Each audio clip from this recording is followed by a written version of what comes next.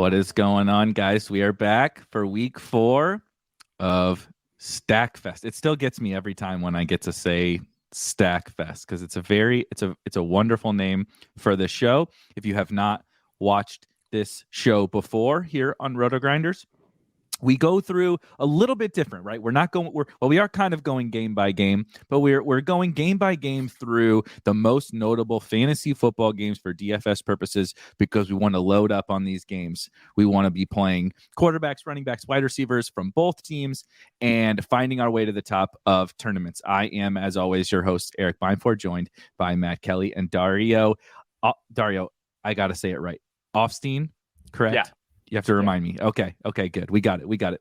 You got my name, okay? Matt Kelley. That's Matt Kelley. That one. I struggled. I struggled. Easy enough. That must have been so hard for substitute teachers back in the day. You know, they come in, they look at the rules. Well, Beimfohr. I mean, he knows. He's a little bit living that life. I said the first time we met, Dario, that I was like, I'm gonna forget this probably, but I need to make sure that I say your name correctly because I had that substitute teacher thing for myself that nobody could ever say my name right, and it's similar to why I may not say your name correctly. But we're here. It's week 4. Really quickly, we can talk about week 3, which I thought was we were due for a weird week, weren't we? We had two straightforward weeks, and then we had a weird week. Somebody mentioned on another show that said you probably had the optimal if you left like $5,000 in salary on the table or something, because none of the superstars really got there. And now this week, I think that's kind of interesting because we don't, outside of quarterback, we don't have a lot of superstars on this slate. So Dario, how was last week, and then initial thoughts on week 4? Yeah, I mean, last week I think that the Jalen Hurts double stacks kind of paid off if you went ahead and did it. They did pay off. They just didn't win the whole thing, but they paid off big. Mm-hmm. But yeah, I think that there were just so many touchdowns scored by obscure guys. The big names didn't hit, like you said. So definitely a weird week. And then this week is a whole different challenge where, like, right off the bat, there's, only 3 elite quarterbacks on the slate, really, because Herbert's status is, I think, very iffy. And then you're looking at some potentially interesting plays like Geno Smith and Marcus Mariota. And it's just like, oh God, like what are we getting ourselves into? Matt, how are you feeling? Lamar Jackson. This is like, this is one of those things where we no metrics, right? Lamar Jackson, 38 DraftKings points a game.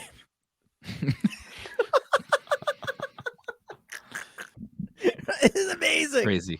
It's crazy. Amazing. Yeah, he was we talk about the going with the premium mobile quarterbacks most weeks. And we talked about, Lamar last week, Jalen Hurts and Kyler. And if you're going to aggressively game stack, you want to aggressively game stack more of the pocket passers because they can spread the ball around more and involve more players in the touchdowns. Whereas you've got to be a little more concentrated and potentially not even, worry about run backs, right? Like last week said, hey, Washington is going to be challenged to score points. Mm-hmm. Remember the whole exercise? Remember, Eric? I wanted to bring this back up because we had remember we closed our eyes? Yep. Remember to close your eyes on Carson Wentz? And then it's like, yes. So that made me so happy. I got to tell you, from this show, when I'm watching the games or I'm looking at the scores, I'm like, oh man, that's a close your eyes, Carson. I mean, do you think he did have his eyes closed in the pocket for some of those plays? One of the only things I got right last week was just jamming the Eagles defense in over and over and watching how many sacks did they have. It felt like every play, at least in the first half, it was just like you felt like when he dropped back to pass, he was going to get sacked. And you, at a certain point, it was like, I really appreciate these 1 point per every sack, but like let him throw because he's going to throw an interception. Like it was so bad. You got greedy. Like, I need the pick 6. Okay, that's enough. That's enough of these 8 sacks in the first half or whatever. But yeah, that was a good one. But like I said, it kind of a weird week when Mac Hollins is the wide receiver 2 or wide receiver 1 or whatever. That makes for an interesting week. But let's get into the kind of keynote game I think everyone would probably agree the keynote game, piggybacking on Matt bringing up Lamar Jackson, and we have Bills and Ravens with a 51 total, which is actually kind of almost feels low given the how these two offenses have been so far this year. We do have maybe a smidge of weather I did just want to put out there before we really dive in, but I'm not sure that matters with these two quarterbacks. Again, as Matt said, premium running quarterbacks, high-powered offenses, high pass rate teams. The Bills threw 63 passes last week. And I don't know, other than, game theory, other than maybe the weather, it's very tough to get away from this game. Matt, get us started on this one. I mean, you're going to want to be exposed to this game. What can I tell you? And this is one of those games. I mean, what we're talking about, like the hurricane, the remnants of the hurricane coming through. That's the issue, right? Yep. That's never good. You don't want high winds and rain. Like, that's not cool. Like, we don't want, especially the wind. You don't want that. So that is worth monitoring. It is setting up to be the game to fade. If you were going to fade a game, like, it's setting up to, like, hey, something weird happens in this game. The Ravens defense has been a good fantasy defense, even though they're allowing a lot of passing yards and fantasy points to quarterbacks and wide receivers. They have been a good fantasy defense, so they are making plays. They are getting turnovers, so that's interesting. The Bills, we know, are a smothering defense. So game theory wise, it sets up when there's one game and one game only that the two top quarterbacks are both facing off against each other. It makes sense. So I would ask Dario, do you think that might be an approach, and just say, hey, we have other games we like, and those totals aren't that far apart from this one, right? Few points. Mm-hmm. Maybe just fade it all together. Right. I think we saw last week the Bills were able to keep the Dolphins off the field, right? They ran more than twice as many plays. And I think if that's your approach to facing Tua, that's like definitely going to be your approach to facing Lamar Jackson. So I think that's totally a concern that the Bills just slow this game down. And I mean, that's another reason to consider fading it. I think the weather is a huge concern, but I probably can't bring myself to fade it. Like, Lamar Jackson's tear to start the season, and I think that the potential for the high winds just means that there's going to be more like short possession passing game, more running for the quarterbacks. We know that the Ravens don't have a running game outside of Lamar. So like his over-unders this week on rushing yards are like 57 or something already ridiculous. And even then I want to take the over. So I think that both these quarterbacks are obviously studs who are worth paying up for. And I think that more short targets, if there is indeed heavy wins, just means more targets for Diggs and Andrews, like the guys that those quarterbacks trust on these like 8 to 12 yard routes that I think are the guys that are, already target hogs in their offenses. From a schematic standpoint, though, like Matt brought it up, do you have any concerns at all given the Bills still kind of injury riddled defense, right? Christian Benford is now out. I don't know what the status is of Dane Jackson. I had the injury report, I forget, but they're still pretty banged up. They might get a couple of guys back, but they also lost another guy or two last week to injury. However, they still play, this conservative style. Most people have probably seen it. They basically never blitz. They've blitzed 8 times in 3 games, which against Lamar is, you could die by 1,000 cuts, right? With him running and like you said, just Mark Andrews and 4 yards in a cloud of dust, like the Ravens historically have been willing to do when they do have J.K. Dobbins back. But can they, employ this approach and just like kind of keep everything in front of them and slow the game down? And they have been a little bit more of kind of a dink and dunk offense this year than they were in the past. Not crazy so, but teams are taking the approach to, we're going to make you check it down to Devin Singletary and Isaiah McKenzie and that, instead of letting Diggs and Gabe and those guys run down the field for 50-yard touchdowns. I love this game. I mean, I don't know how you cannot love this game, but I'm trying to figure out what the best way to approach it is in tournaments, like from an exposure perspective, because it is going to be, right? Diggs is going to be the go-to spend up, and we have the value to do it now. People will probably, I mean, look how bad tight end is. So yeah, just give me Just give me Andrews and Diggs, even if I maybe don't even have one of those quarterbacks. And so, is there any other way we can attack this game, or is it still just kind of wheels up on Diggs and Andrews, and then maybe figure out one of these other games we'll talk about to kind of get cute, if you will, around it? I think my favorite pivot in this game is Isaiah Likely. Actually, he's been out there on the field. I think he's totally in play. I think he's something like 4th on the team in routes behind Andrews, Bateman, and Duvernay. Like, he's very much on their target pecking order already. The production hasn't been there yet, which is why he's so cheap on both sites. And I think that he's a way that you can get really unique in this game. Pretty like unique and cheap. Like, I think I'll definitely have some Isaiah Likely lineups. He's going to have a big game one of these weeks. He's out there. He's on the field, and we saw what he can do in preseason. Matt, who are you going after? I like Bateman again. Why not? Right? Yep. Bateman's the number one. Like, let's not forget about Bateman. Come on. Their cornerbacks are injured. Let's go. I mean, I will say though, I'm on AccuWeather. Okay. 45-mile-an-hour wind gusts on Sunday. Right? It's when the remnants blow through, the eye blows through, the center of the storm blows through, then the wind comes back around. So there's going to be a lot of rain. I mean, a half an inch of rain on Saturday, another half an inch of rain on Sunday with these 30 to 45-mile-an-hour winds. I don't love it, guys. I mean, I saw 20-mile-an-hour winds last I checked, but if it no, that's does the turn average. out to be, if it does turn out to be. Yeah. The winds will be in the 20s, and then there will gusts up to 45 miles an hour. So that's the problem, right? So I do think that this is begging for, maybe some tempering of expectations in terms of the total number of points that are going to be scored. And that's why I love the Likely play, right? I love the Singletary play. I love yes, of course, we're not going to totally fade this game, but there's ways you can get exposure to the game and not necessarily, be all in. Like, I don't think this is a game stack game. I really don't. You're going to be one of everybody else is going to be game stacking the thing. And then the 40-mile-an-hour wins, or just variance, right? Or just game plan, or whatever, turnovers, all these things that can prevent offenses from actually scoring points that we think they're going to score. I really like that. And I think I do still like Bateman, even in the 40-mile-an-hour gusts.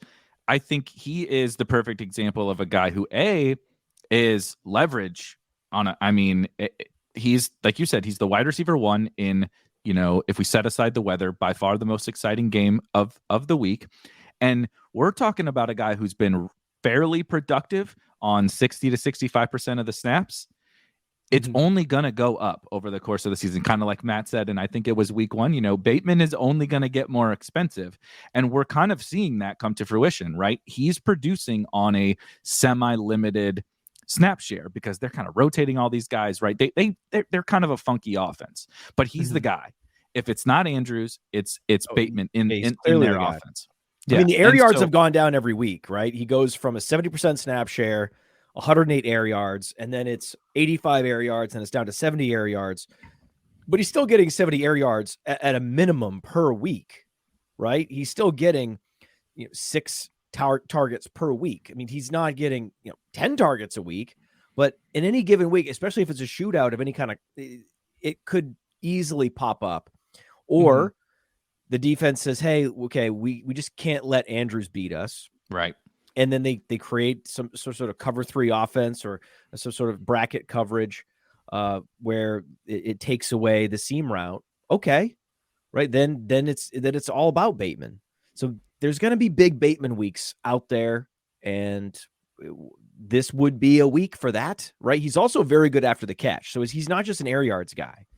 Like, he is very much like Keenan Allen in the way he plays. So he can't operate in the short intermediate areas and get yards after the catch. I mean, he's averaging, listen to this, 7.4 yards after the catch per target, which is one of the top in the league. I mean, he's not even a big air yards guy.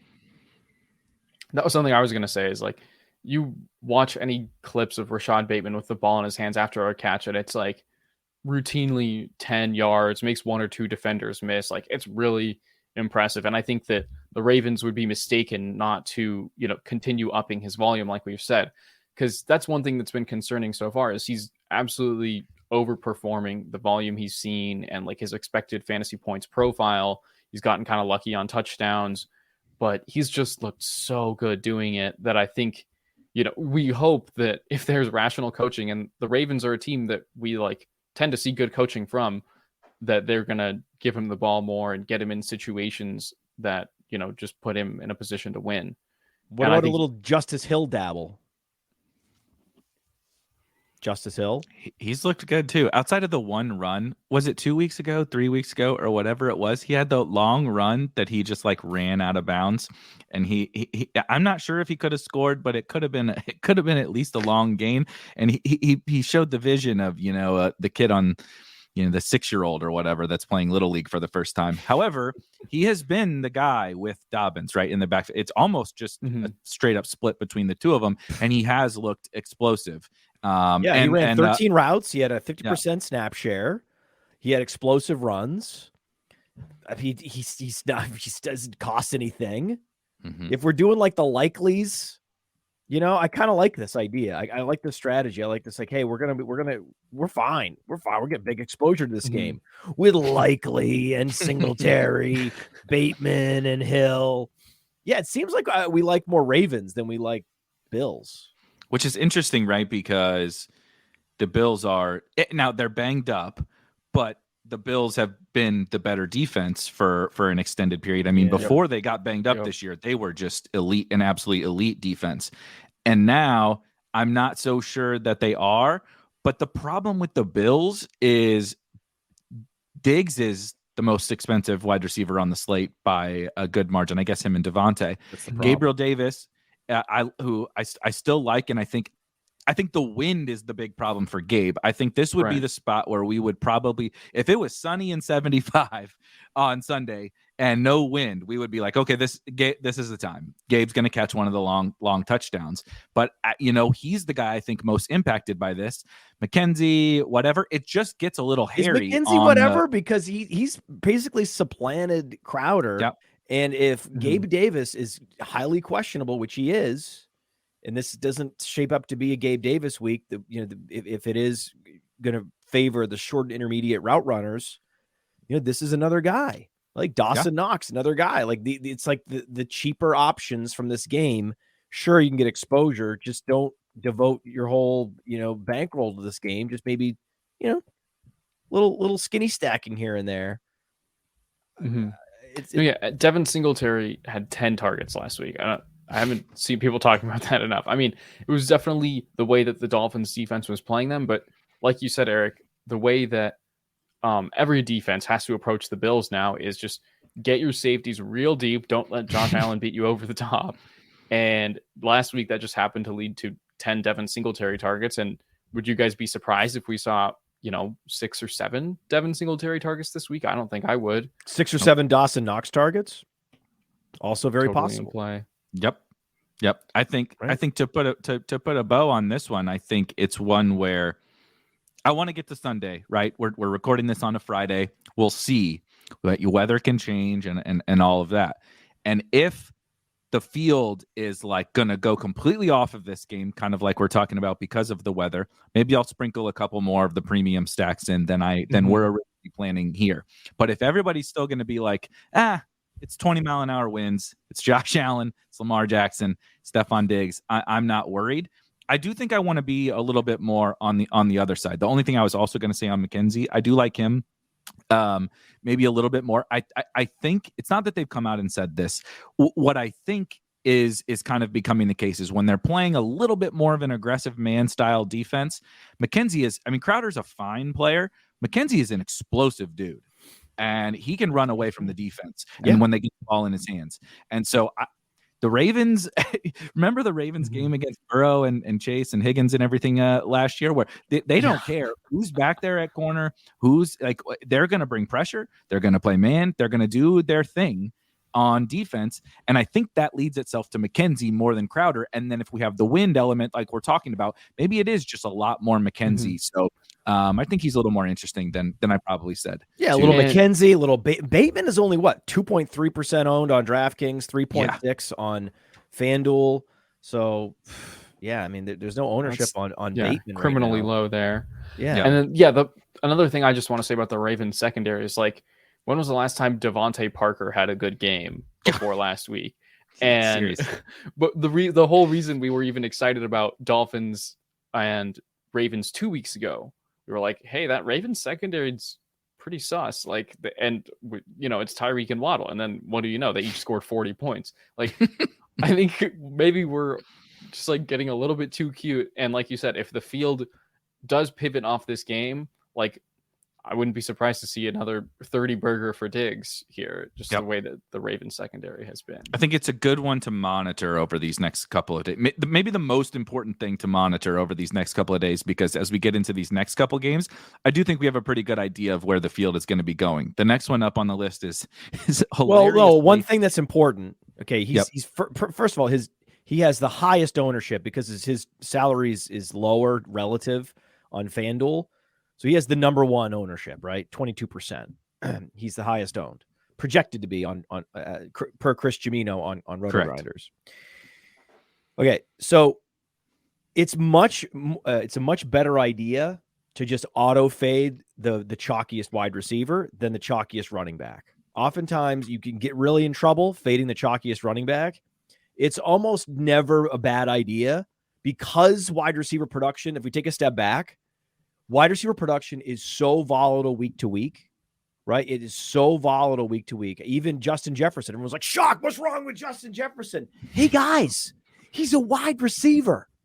It happens. Game plan, right? Random events. The guy only has a few instances every game, let's say more than a few for him, 10, where he can actually make a play and score fantasy points. Sometimes it doesn't happen that week for whatever reason, right?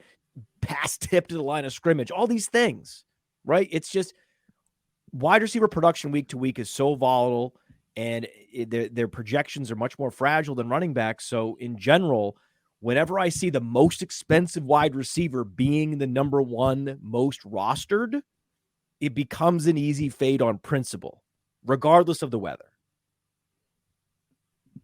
Yeah, I don't have a problem with that. I think, and we'll get to. There are quite a few wide receivers that I do like. Running back is becoming very difficult. It's becoming very when we can't even play Christian McCaffrey and Jonathan Taylor and all these guys anymore. Running back is becoming difficult. A running back who everyone is definitely going to flock to is in our next game, the Seahawks and the Lions, which is kind of funny that again, one of those things. If you would have asked me a month ago, the next two games actually on this list are these ones you're excited to talk about, I would have said you're absolutely effing crazy. But here we are with the 47.5 total, Seahawks Lions. The most interesting part is the Lions' health. So Amon-Ra St. Brown and DeAndre Swift are both out, which propels Jamal Williams into that chalk territory at running back that Matt was talking about. Chalk. I think it's interesting though, because you get look, the Seahawks are a pristine matchup. That defense stinks. You're not going to get me to say anything positive about them. But when we get an offense like the Lions, that's a good offense at full strength. But we just removed the best two players. Amon-Ra St. Brown and DeAndre Swift are part of why the offense is so good. And everyone's going to flock to these guys, right? Jamal Williams going to be super popular. TJ Hawkinson currently projects to be popular. DJ Chark, maybe some Josh Reynolds. These guys are all going to get ownership. And it's like, man, if two teams just ran the ball down each other's throats in like the quickest game of Sunday, would I be surprised? And there really wasn't anybody I wanted in tournaments? No, but I also see the value. Dario, how do we like handle this one, particularly with all the Lions injuries? I mean, call me crazy, but I think the Geno double stack is very, very in play. The Lions DBs haven't exactly stopped anyone this year. What was that? Now we're talking. Yeah. And I mean, in case anyone forgot, DK Metcalf had 3 touchdowns when these teams played each other last year in week 17. So they also combined for 80 points, by the way. So there's huge potential for juice here. I think, Geno double stacking with Metcalf and Lockett. I'm fading Noah Fant and Will Dissly because they're basically splitting an already near worthless role. Yep. And then I think Hawkinson, we've talked in the last few weeks about how we're losing hope for him. And this now with Amon-Ra St. Brown out, it's like it really has to like test our will on our on how hard we want to fade Hawkinson, because in theory he should absorb those short targets. And it's just like I will probably play a little bit of him. I think I'll be below the field, but in theory, everything we think we know about football says that TJ Hawkinson should see a good amount of targets this week, but he should, but he's always questionable. Always. Yep. I mean, it's really just a Q tag. He's TJ Q tag. That's really what he is. I mean, or he's TQ Hawkinson. He's TQ. Yeah, he's TQ, man. Why? Why is it always? And it's always something different. Like it was a hip. And I'm like, I thought it was a hamstring. No, it was an ankle. No. And then I look up and it's like, no, this time it's a foot. Oh, you never know. It's just like you put your hand in there and it's like one of those mystery boxes, right? And you're like, what are we pulling out here? Oh, ribs. Got it. Shoulder. Okay.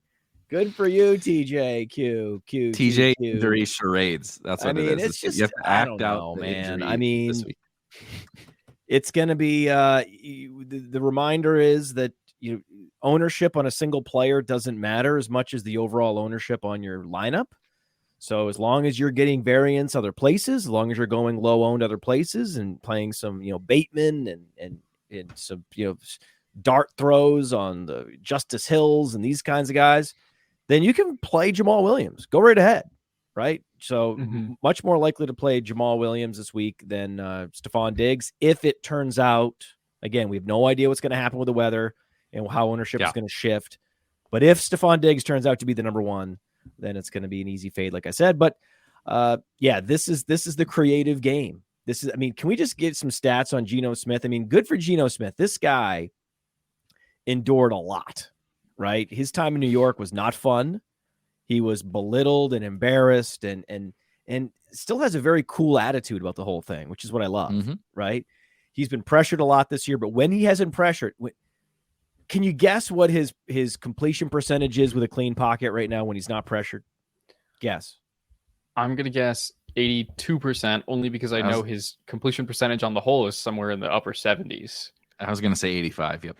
It's exactly 85. Erik's right. Ding, ding, ding. Erik, woo! Nice job, buddy.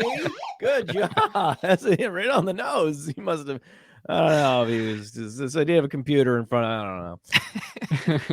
On play action, 88.5, right? True completion percentage, like when you factor out drops and throwaways, 80%, right? So if he's throwing accurately and he's throwing to one of the best wide receiver duos in the league, you have to take him seriously, especially if they're going up against the Lions, who do not kick, who play fast. It's he becomes very interesting. I mean, we very rarely scroll down that far in the quarterback pool to find a guy like this. But when it's the Lions, I'm in. I mean, 5.4K on DraftKings and going up against a team that allows a lot of scoring from the quarterback position. Giddy up, dude. Giddy up. I also like guys like him and stacks like this, honestly, again, I don't want to keep talking about the weather, but if we set aside that weather in that game, how do you get the upside of the Bills-Ravens game with kind of the upside of another kind of stack like this? I can go down to that $5,000 quarterback with Lockett, Metcalf, maybe both. Bring it back with Jamal Williams or Chark or Hawkinson or Josh Reynolds. Whatever. No, don't laugh at Josh Reynolds, bro. I'm not. I'm dude, just you laugh out at Isaiah McKenzie. I'm like the laugh police over here. I love to laugh. It's week 4 and we're already talking about Josh Reynolds. Like that's for like point. Thanksgiving that's Day. A great point. That is a great point. Yes, yes. It's already Josh Reynolds week. It's only what is it? Still in September. I know it's still nice outside. Yeah, but it's so true. It wasn't meant to knock Josh Reynolds. He actually looks really good, by the way. I kind of can't. He looked good last year. I know he looks really good. He's better than TJ Hawkinson. I'll tell you.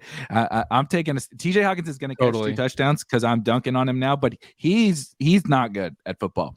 But you have this cheap stack that is. We're talking about how much upside it has. Both defenses stink. Geno's looking good. The Lions' offense is good. And now, if I want to get those premium guys, I can afford them too. I mean, I'm sacrificing the quarterback. I'm sacrificing maybe a little bit of raw points. But again, like Matt was outlining with the wide receiver, if it just so happens that Josh Allen and those guys score 30 and Geno gets 25, you win. He's $3,000 cheaper. You can get the points through Diggs, Andrews, Davis, Bateman, whatever, Singletary. You can get the points through those guys and get another kind of premium stack. So I really like, honestly, these next couple of games for that purpose. So one question I have, Dario, that you have to answer for me is Lockett or Metcalf, if I have to pick one. This is actually something I was messaging with Cody Carpentier, our head football analyst. I was talking to him on Slack. I was like, how do you see Metcalf and Lockett's matchups? Because I think that's a very big thing to play out this week. And it sounds like, there's no real hardcore shadow corners in the NFL these days anymore. You don't have anyone following them around. It seems like Metcalf does still have a slightly more favorable matchup where they might use Jeff Okudah to completely wipe out Tyler Lockett and then have a little safety help over Metcalf.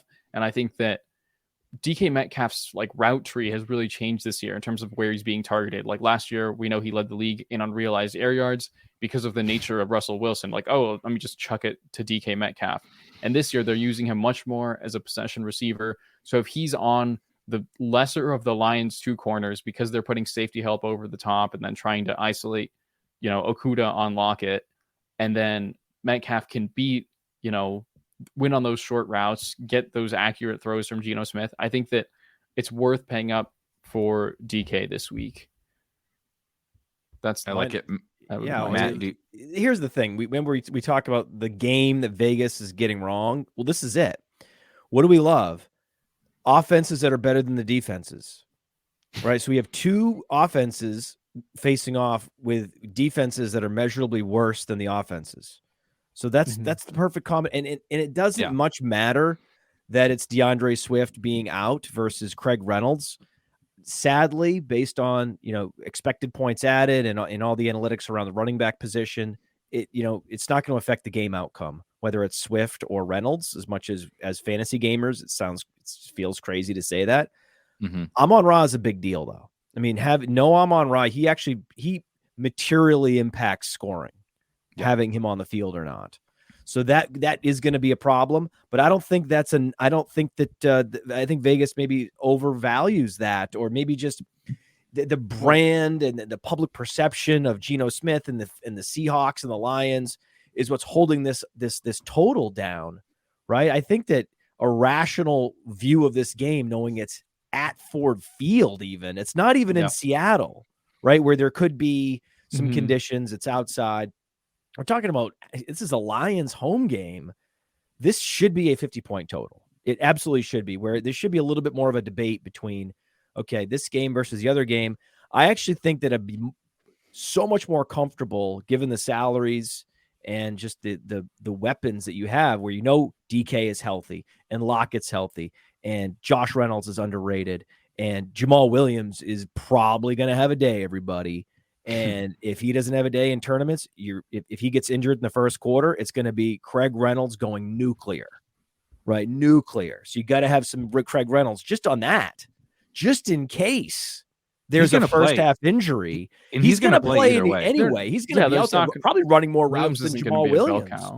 Yep. Yeah, he's going to be running more routes than Jamal Williams this week. But if Jamal goes down at some point and then he gets the second half touchdowns, that's how you get a week winning guy. So he's ready and teed up to go into basically take the 40% opportunity share from DeAndre Swift's 60% opportunity share, and then 20% of that siphoned over to Jamal Williams. So I don't think a third running back. I know Justin Jackson's going to be active. Yeah. I don't see much of a role for him because Craig Reynolds does the things that Justin Jackson can do, Right. but better than Justin Jackson, and he's a little bit bigger. So I don't see much of a case for Justin Jackson getting many touches at all. More of a case for, hey, dabble with some Reynolds in your game stacks. So there's just so many places to save salary where you're stacking Both Reynolds. 5 dudes from this game. Both Reynolds, double the double All the Reynolds. You can Double double Reynolds up the Reynolds. stack. Yes. And then you get some premium talent too, right? You get some premium you get some free square wide receiver in one Reynolds. You have Jamal's another free square.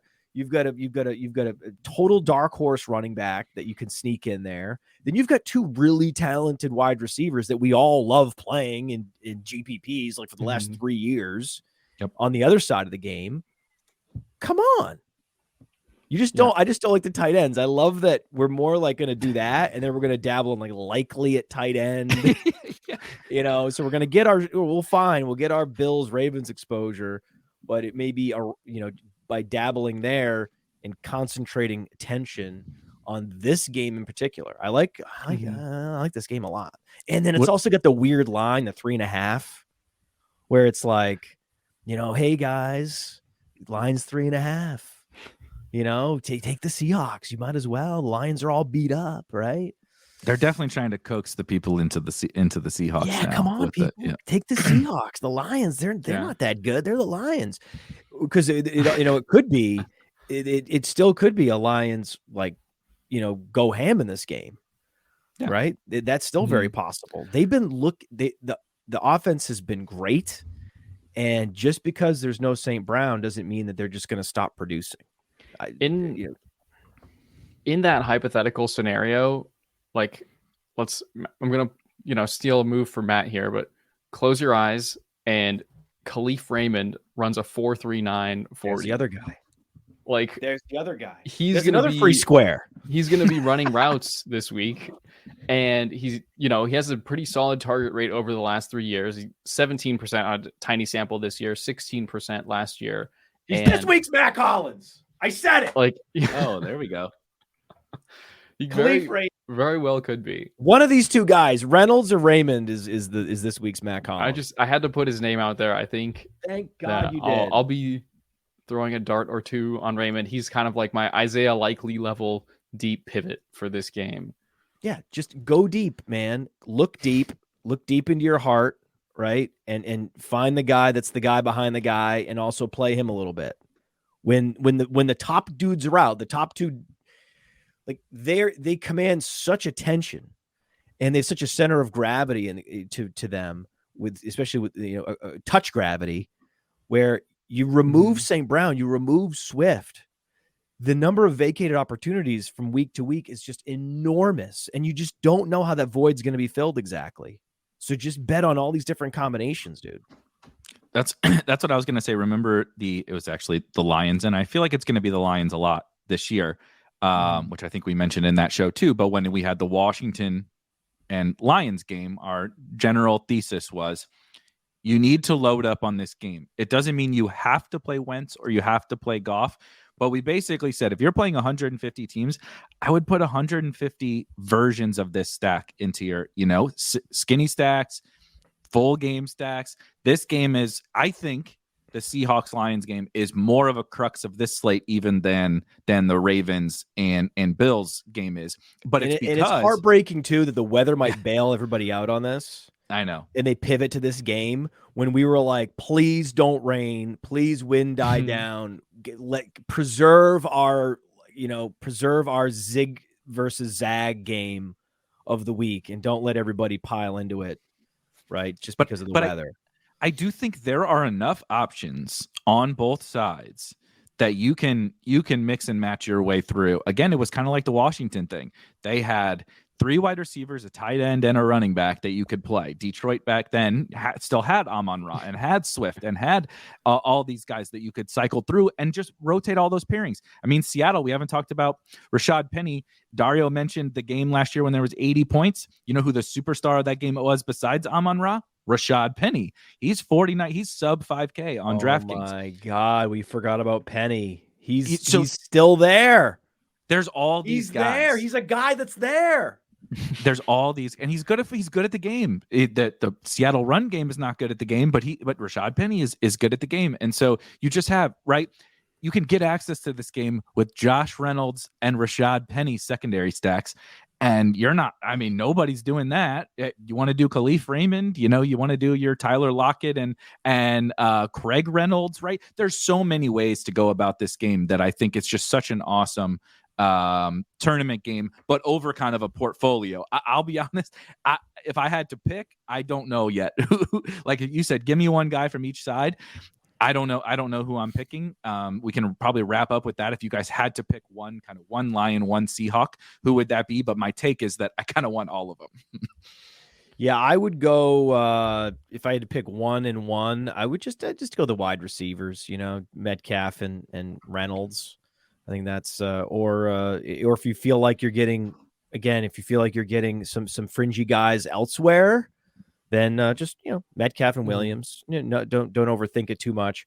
The one thing I'll say about Rashad Penny is, remember, he has 30-point upside that he showed last year. Okay, he had like I think a stretch of 5 games where 3 of those games he had 25 fantasy points or more on the same team. This is a Seahawks team, right? And now again, it was like Houston. I know the matchups weren't great. Detroit, but I mean that's what he did against Detroit last year.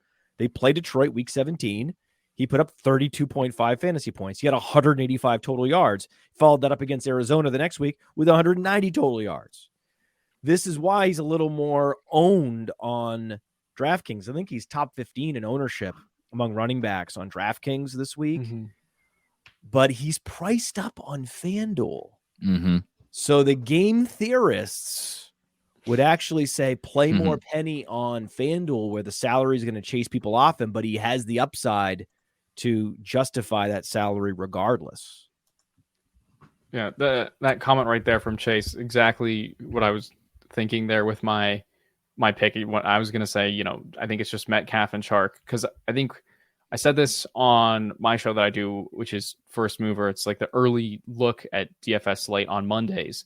And I said, in the games, like imagine the scenario where DJ Chark hits, and imagine the scenario where Josh Reynolds hits. Yes. And DJ Chark's hit is far more nuclear. So I think that then Reynolds still the receiver. So that Reynolds and cash, then that's fine.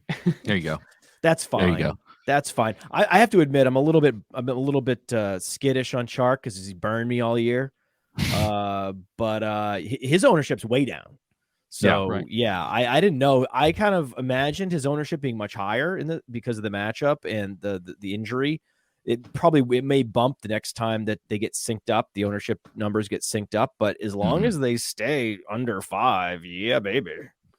He's cheaper than Josh Reynolds on FanDuel this week.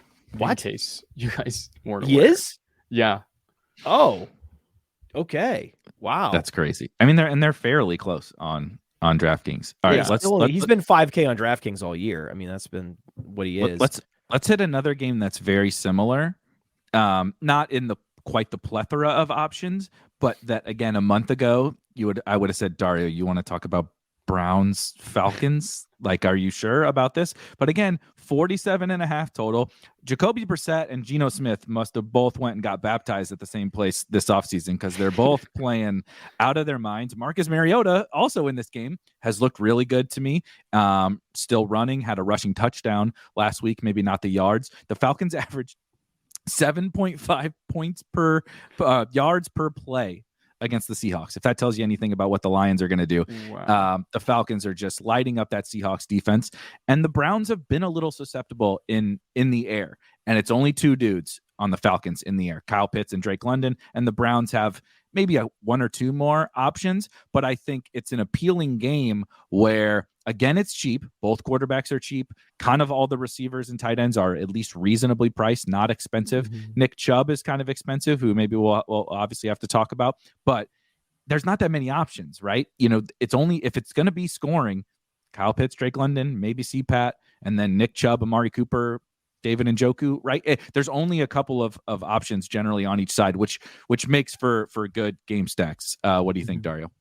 Yeah, I was going to say, I checked Njoku's projected ownership last night, and I was shocked at how low it was. I think it was like in the 2 to 3% range. He's still very underpriced for his target volume that he's getting. I mean, he broke out in a primetime game. Usually when you see a breakout, people are forgetting about. It's like because it was a Sunday at 10 a.m. But he broke out in a primetime game, and it seems like people have already forgotten.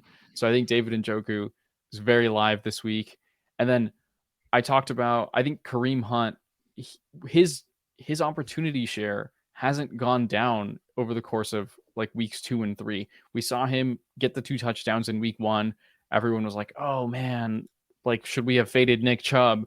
And then Nick Chubb has gotten the touchdowns of late, but Kareem Hunt is still getting the red zone opportunities. He's still getting the targets. He's still getting his 10 to 12 carries a game. It's a very run heavy team nonetheless. And I think Kareem Hunt is a very solid pivot in this game. I like it. Matt, who are your kind of favorite guys in this one? I like Hunt, dude. I like these secondary guys where, especially in a tournament setting, so many, you see all the Q tags and all these guys going down. We saw last week with DeAndre Swift, and then there goes Jamal Williams, right?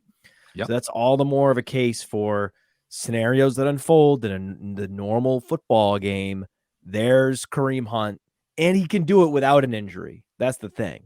Mm-hmm. If there is an injury, then it's 3 touchdowns are in his range of outcomes, but he seems to get 2 touchdowns regularly.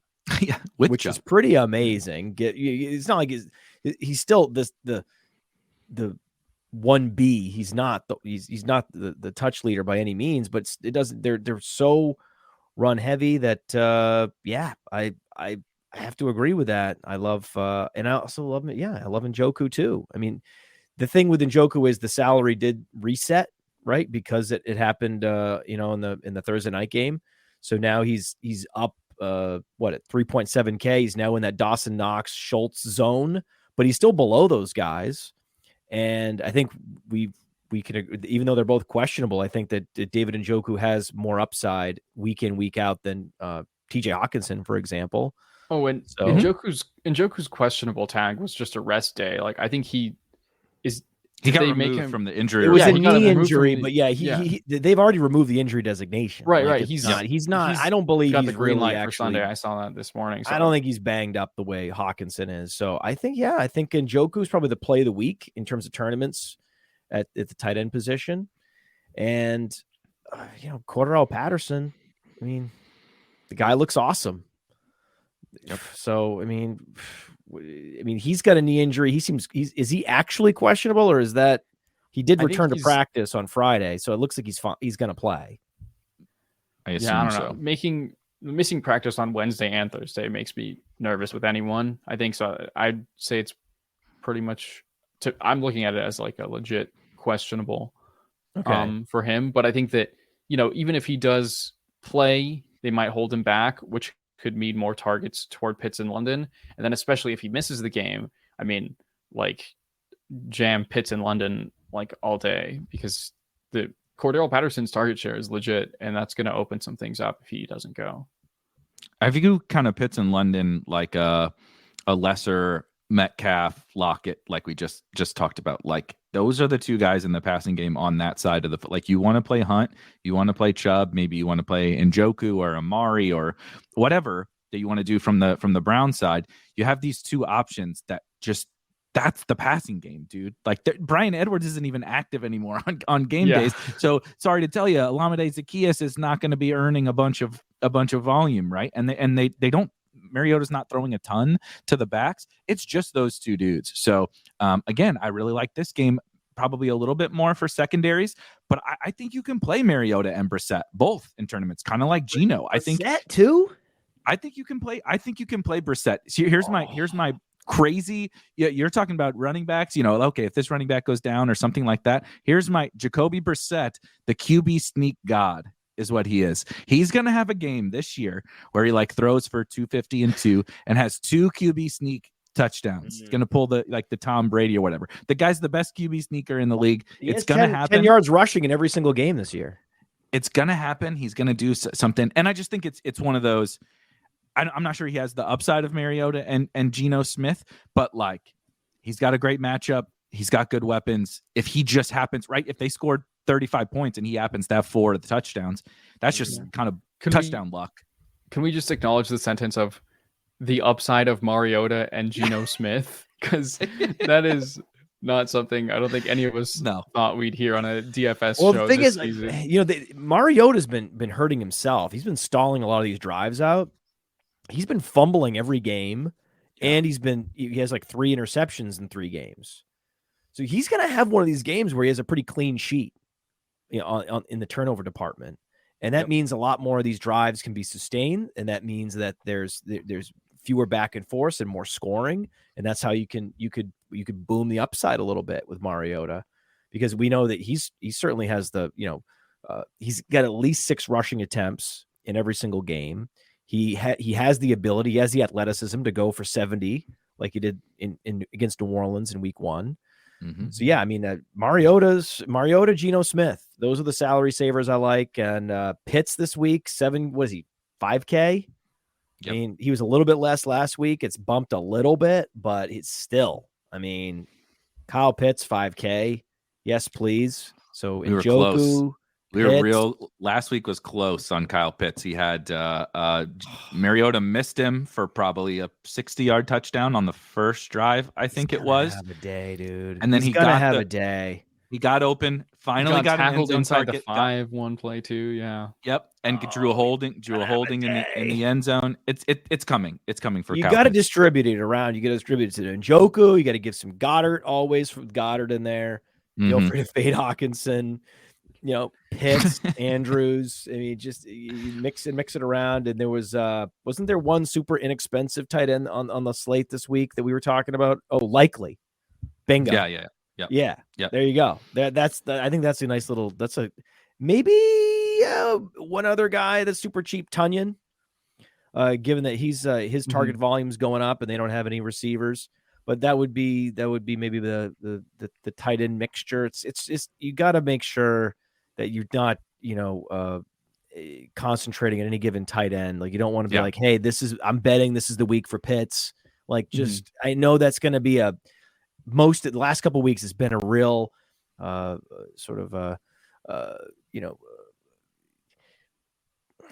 temptation to just, I know this is the week for Pitts. I know it. I'm just going to go all in. I want to. You don't need to. But if you want him to be your most exposed tight end this week, I'm in. I'm in on that. London looks amazing. This is another one of those games, I guess. What did we say the total is? 47.5. 47.5. Yeah. It's at Atlanta. See, that's the thing. It's like I would think that was just like the last one. I'm like, okay, if that's in Seattle, it makes sense, right? Mm-hmm. This is in Cleveland. Okay, 47. Cool. Seems low for these two teams. The way they're playing in Atlanta seems low.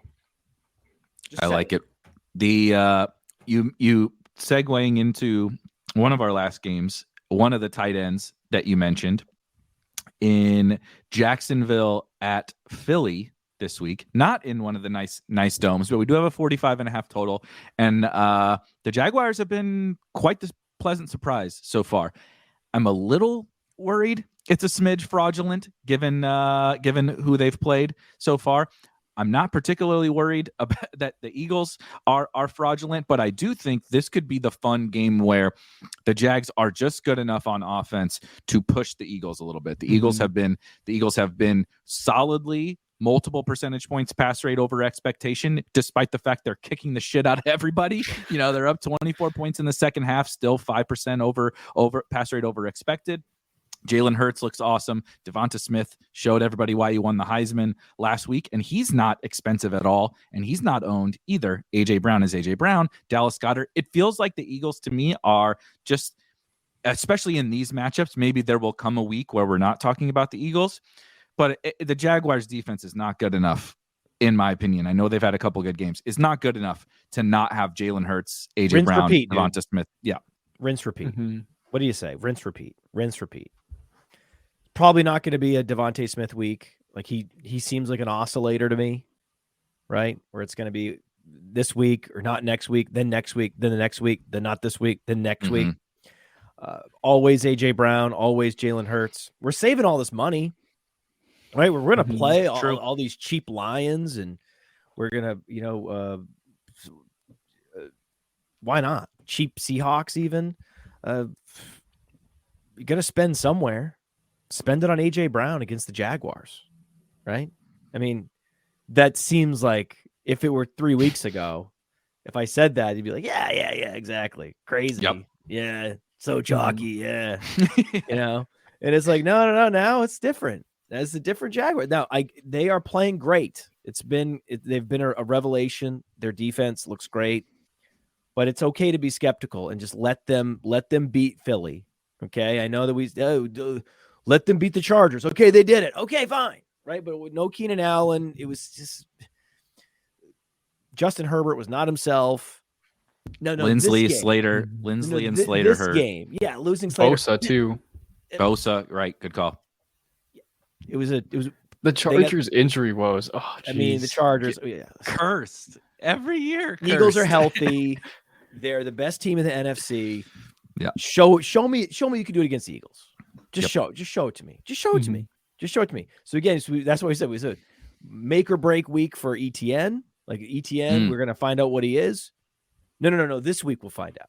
Because we thought they were going to be in a bad game script last week, and then this week they're going to be down. This week he's going to run. We're just going to keep winning, and we'll never see ETN's upside. Yeah, exactly. So yes, we have to play ETN this week. You have to play ETN in tournaments. You got to do it.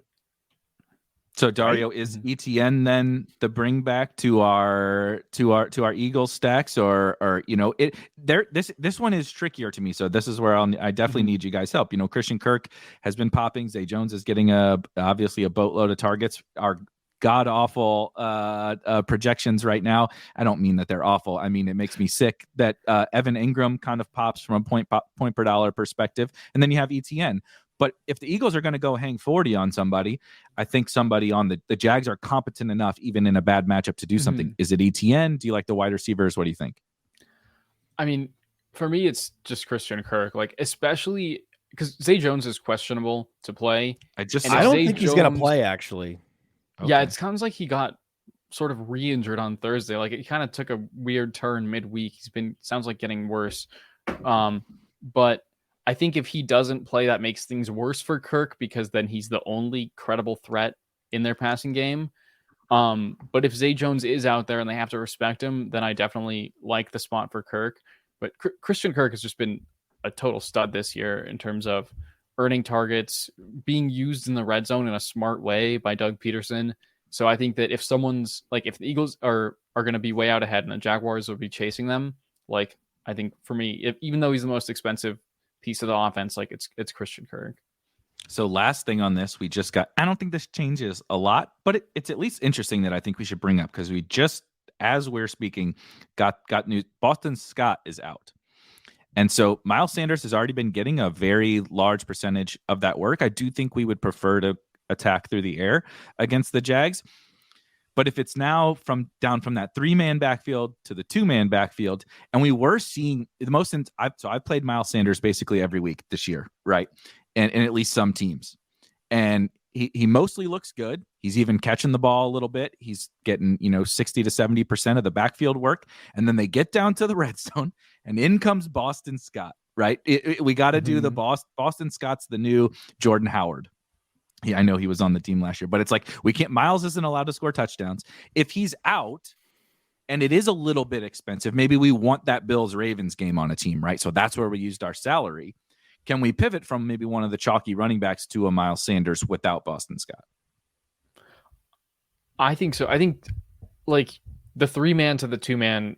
Also, I mean, if you're projecting that maybe the Jaguars make this more of a game than everyone thinks, and this is kind of, pass heavy on both sides, like Kenny Gainwell's going to see more snaps and Kenny Gainwell's going to see targets too. I think that you don't know what they're going to do. They tricked us last year every week with the distribution.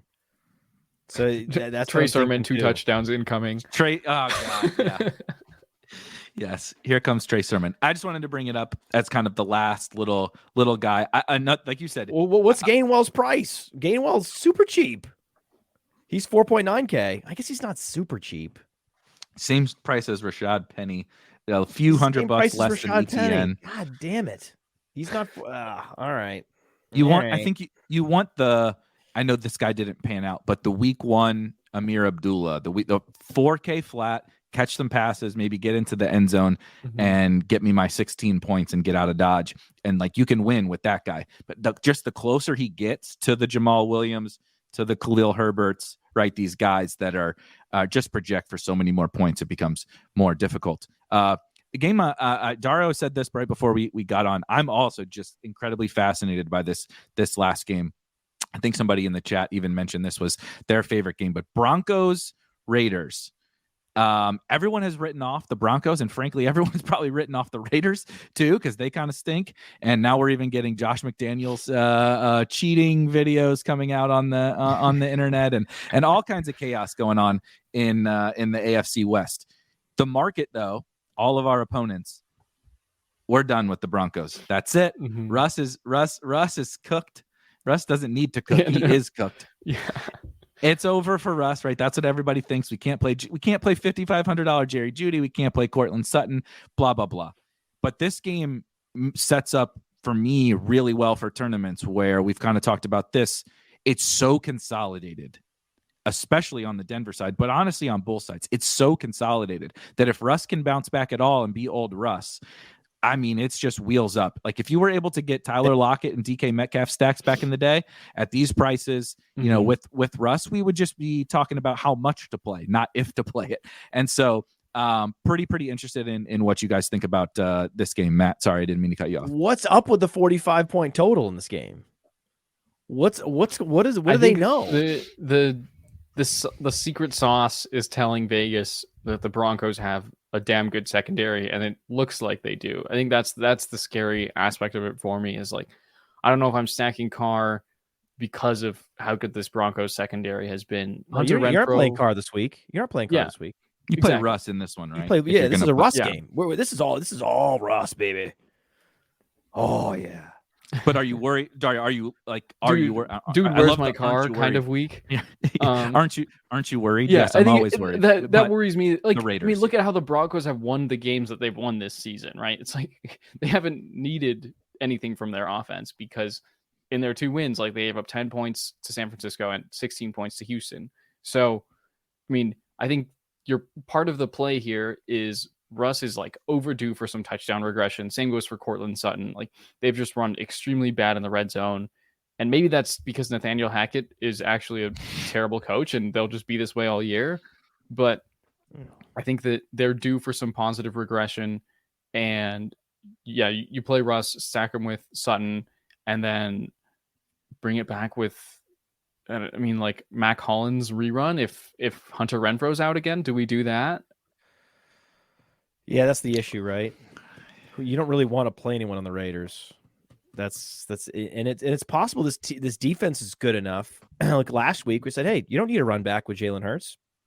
You can just do some Russ stacks and call it a day. You don't necessarily need to go there. It's certainly possible. Hunter Renfrow misses again. Devontae Adams is going to have a week against the secondary. But isn't he a secondary beater? Weren't there weeks where you just like, hey, I'm not worried about Devontae Adams and who he's matched up against? What? What am I worried about this for? Why would I worry about this?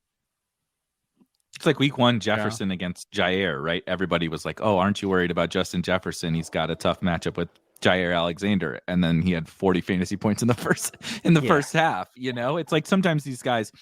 One of my favorite quotes, I can't remember who said this, so I apologize to whoever I'm quoting without citing you, but it said, everybody always talks about the wide receivers that have my dogs are also excited for this quote.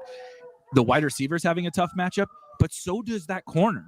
That corner has a really tough matchup too with that superstar wide receiver, and no one ever talks about that, especially with Devontae.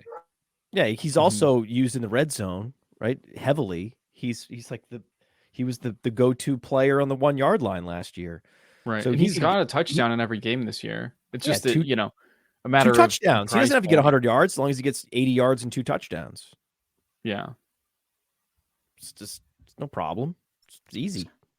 So, one thing I was going to bring up is, can we play Darren Waller it doesn't look gross. I know that the number, nothing looks great about his role, anything like that. But I just, when I can't think of like, Devontae's really expensive. Do I really want to do Mac Hollins? Do I really want to do any of the running backs in the committee? Not really. You do have a really talented tight end for a reasonable price as a bring back, and it's just kind of a positional thing. Can we play Darren Waller at all? I wouldn't mind sprinkling him in, but yeah, I think that the target share has been a little concerning. Like, we moved him, back down in the rest of season ranks just because he hasn't been commanding targets the way he has in years past, and we knew this was bound to happen because of Devontae Adams entering their offense. But you really would have hoped to see more from him in a game without Hunter Renfrow. So I don't know. I think I'm definitely nervous, and like usually just like secondaries that are good all around and well coached, like they can cause problems for opposing tight ends. Jacobs almost got there last week. He almost got 5 targets. Yeah. The pass game work was there for Jacobs last week. That's the last guy I was going to bring up. I think he's you got to use him. You got to use him if you're going to do some bringbacks, right? If you're going to double stack at all, need a run back. Yeah. You got Jacobs and Adams. I think Jacobs and Adams would be my preferred, just because we've already decided we have a take already, right? We want Pitts. We want Njoku. Like, we have plenty of tight ends to play this week. True. Yeah. Like, we don't need to like all Waller. Pitts is now still cheaper too. than Waller, right? I think yes. Waller's like 5,300. He should not be cheaper than Waller. Yeah. Yeah. Like, he should be basically, Waller and Njoku are very similar in how they're being used and their talent profile, and Njoku's younger too. Much cheaper though. Like, Njoku's still like 3.7K, and Waller's still being priced like his old Waller, his production from the last 2 years. Mm-hmm. So those are the players that you can't get me interested in those types of players. But Russ has been throwing downfield. It just hasn't been connecting. There's gonna be a big Russ to Sutton boom week, and why not against the freaking Raiders, man? Yeah. Yep. I think you can. I absolutely think you can double stack Russ here. Please, someone report to the office and let me know who Russ is throwing to, if not Cortland Sutton and Jerry Jeudy. Javonte. Yeah. So Javonte's probably in. We should probably discuss him as well. He's probably in play. But that's the point. If the third guy is the committee running, is the 50-50 running back, it's not Alberto. KJ Hamler ain't ready, right? It's not Montrell Washington. It's not Tyree Cleveland. It's none of those guys. Emergency QB Kendall Hinton. Yeah, exactly. Hinton's got a better chance of throwing a touchdown than catching one from Russ. There's no one else, and they're both really, really cheap. I don't think you have to force a bring back. You can do Jacobs, you can do Devontae, but I think you can just load up on that. Seattle, right? Maybe you say this is Russ week, but I'm going to get all my pieces in from Seattle and Detroit and Atlanta and Cleveland and all that, and then just give me Sutton and Jeudy. I'm going to soak up all the Broncos points, and I think that's reasonable. And I do think you can play Javonte, of course, as well too. Yeah, I was going to play it like we were playing Lamar and Mark Andrews, except it just the 2 guys, and then you build around that, right? Where it's where you don't concentrate. I know this is the basically the game stack show, but if you're not game stacking, just Russ and Sutton. Sutton. Russ and Sutton is the best value. That quarterback wide receiver combination is the best value on the slate this week. Right. And I think that's part of the reason that people aren't really like gravitating toward that stack, is that the price on Russ is still, his salary is still kind of like semi-elite quarterback. Like he's priced closer to Justin Herbert than he is to Geno Smith and Marcus Mariota. So if people are, approaching this game or this slate, like, we can't, if we're not going to pay up for Lamar and Josh Allen, like, let's just go cheap. Why stop at Russ? So I think that's like perhaps a hole that we can exploit, get our Russ stacks in the week that people are forgetting about him. And then the point I was going to add with Jacobs too is, all offseason, we were worried about this being, a 4-man committee backfield, right? And really, it's just turned out to be 2. Like, Zamir White has hardly seen the field, and Amir Abdullah or Brandon Bolden, whichever one's in the game that week, is the pass catching back. But they're not both really on the field in the same game. and you're seeing a lot of work for Jacobs, more than I think most of us were projecting preseason. So he's definitely a good volume play. Love that. So we hit our five games. I did want to something I do always on Sunday. I want to go really quickly around and be, what is the one thing that you have to have in a, we'll do it from a stack perspective. What's the game? Or maybe what's the stack, whatever. It could be a secondary skinny stack. What's the stack that you have to have on Sunday to take down a tournament? Dario, you go first. There's so many choices. I know. I'm going to say, I think it's going to be, bread and butter, Jalen Hurts with AJ Brown, bring it back with Kirk. I from the moment I looked at this slate, I'd love being able to bring back that Eagles stack with Christian Kirk, the way he's been crushing this year. And I think I'm of the belief that the Jaguars do make this more of a game than most people think. I don't know why they're 6.5 point underdogs. That seems pretty harsh. And that's for me, my go-to. Okay. So I love that. I also love Russ Sutton. I'm right there with you. Right. I'm right there with you. Like Hurts, Brown, Russ Sutton, like one's expensive, one's less expensive. Like if you want to fit in another elite player, you can go Wilson Sutton. If you want to play Pitts and you want to, pay for a little bit more expensive guys. Those are two great options. I do believe a random lion will be in the Millie Maker. A random lion's going to be in there, whether it's Raymond or Reynolds, a random lion is going to get in there. But if I had to say skinny stack, I'm with, especially on DraftKings, I'm with Eric, a Penny Chark. Yes. So I was also going to go with the Seahawks Lions game. I do think my honorable mention, I'm cheating and giving two. My honorable mention is it when Dario mentioned Njoku's price. So I do tags in lineup HQ every single week, and I'm just scrolling through the slate, figuring it out on Wednesday or whatever. I snap tagged David Njoku at 3,700. I was just like, why is he 3,700? And you mentioned Darren Waller. Why is Darren Waller almost 6,000 and David Njoku's 3,700? That didn't make sense. So I like him, and probably London would be the correct pairing with Njoku, but it's definitely Seahawks Lions for me. I can't get this Rashad Penny 4,900 price out of my head. Matt almost talked me into Josh Reynolds. Almost talked me into Josh Reynolds. But I think I'm gonna this week, baby. I'm in on Reynolds, but a Lions receiver and Rashad Penny. We're gonna run back week 17 from last year. Rashad Penny, 153 or whatever it was, and someone's just gonna have to step into the Amon-Ra shoes. Maybe it's Khalif Raymond. I don't know. But somebody, it's not TJ Hawkinson. That's my conviction in the whole game. Is it's one of the wide receivers that are gonna smash. So I think that about covers it. Thank you guys for hanging out with us. That was the week 4 Roto Underworld Stackfest, and a lot to monitor. Make sure to check that weather on Sunday. Make sure to check all these inactives because there's a lot of guys questionable. And we will see you guys in week 5.